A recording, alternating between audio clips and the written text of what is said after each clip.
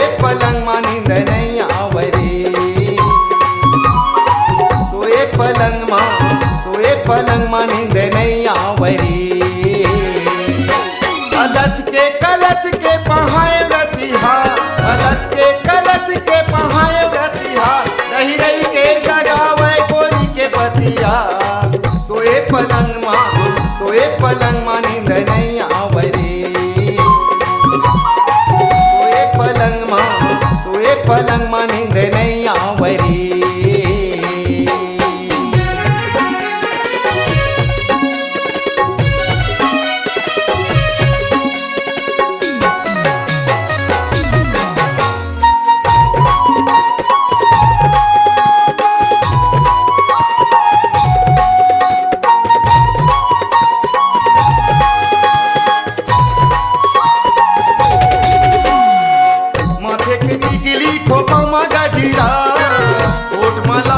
आँखी मा कजरा तोरी नाव नहीं भूलावा मोर फूले बतिया।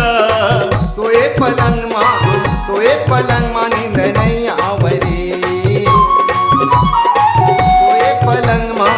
सोए पलंग मा नींद नहीं आवरे।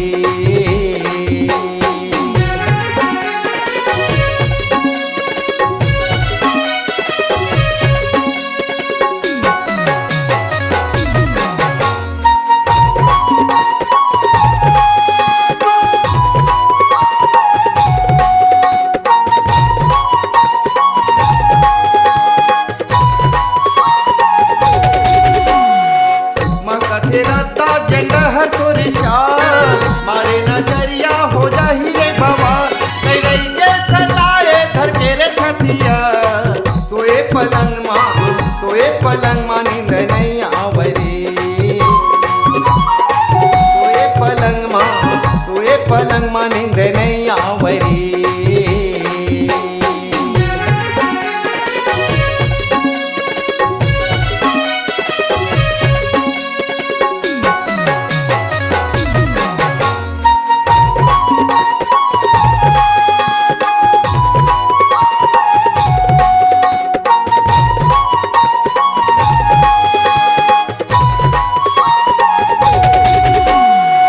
गैया बनगाओ एक मोरी ना पैहा बन गए हो तोर चूरी ताला माँ, चूरी पैदा हूँ मोर माने बसिया। सोए पलंग मा नींद नहीं आवरे। सोए पलंग मा नींद नहीं आवरे। कलत के पहाए रतिहा, कलत के पहाए रतिहा, रही रही के जगावे गोरी के बतिया। सोए पलंग मा नींद नहीं आवरे। सोए पलंग मा नींद नहीं आवरे।